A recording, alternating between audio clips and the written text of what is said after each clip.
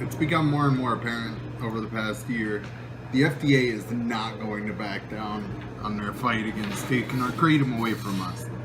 Not without us making them. Uh, what we've seen most recently, though, is a change in their strategy, a bit of a shift.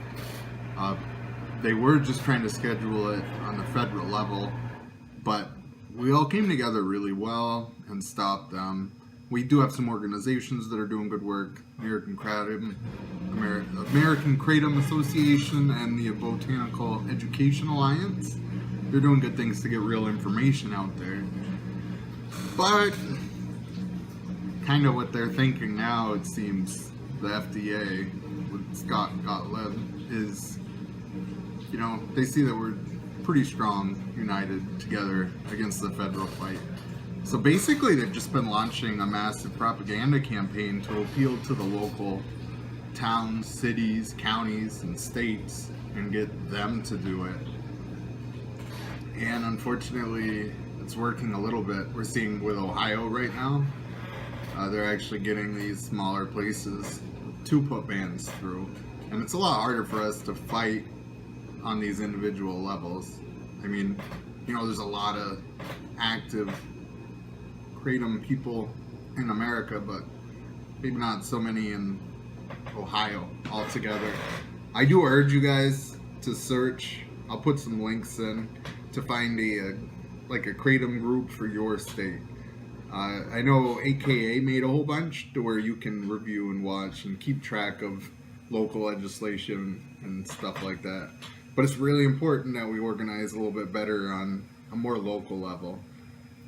If there's not a group for your location, make one. Reach out. Get as much support as you can. Keep sending out real information. The good thing is that, facts are on our side. Science is on our side. But money is not. Manpower is not. So it's so important that we just get as many people together as we can to fight. We need this. A lot of us need this. It's really awful what the FDA is trying to do. Another thing I want to talk about. If you look at the Kratom Man group on Facebook, the whole purpose of that group, it should be public, is if you go to look on the side, the tabs, there should be a documents tab, and all the Kratom science stuff that I can find, I put it there. So feel free to use that to find more. Kind of the biggest thing is put together your own little packet of useful information, science, facts, letters from senators, everything that you can, and arm yourselves with that, the absolute best that you can. We don't need to lie or trick people, but that's another thing. Make sure that you approach it with compassion. I know that can be hard, and it's hard for me, but a lot of these local states and city levels and stuff, they really are just trying to do what they feel is best for the citizens, and they trust the FDA. The FDA is supposed to work for us in the best interest of, American health and stuff. So try not to be too angry when you're dealing with the local politics and such. There's a good chance that they're just trying to keep everybody safe and healthy. Just approach them, send as much information as you can, visit with them, mobilize on a local level, get the word out, get the information out, work together. It's just too important. I mean, we're going to let it get taken away from us because we don't want to get together on a local level, because we don't want to share real information.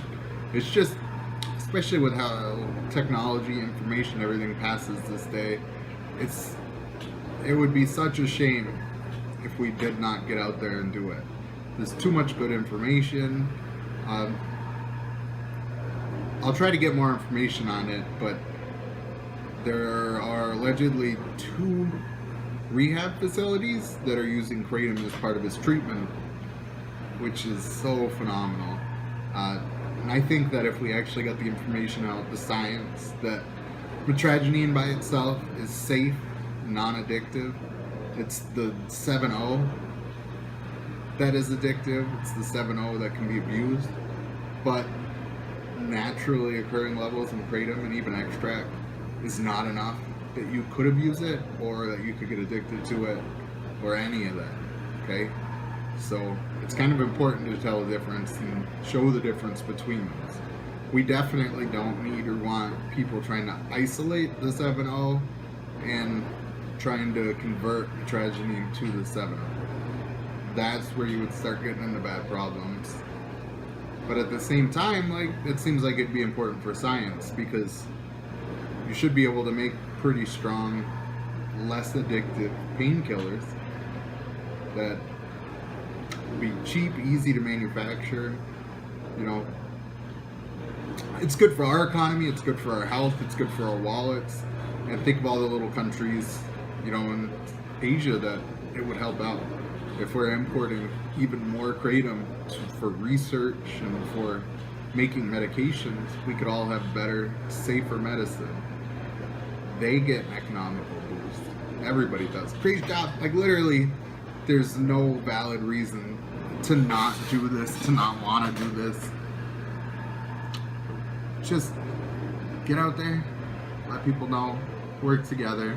I'm going to do everything I can to keep the information going, help out everywhere I can. We got to do this, guys.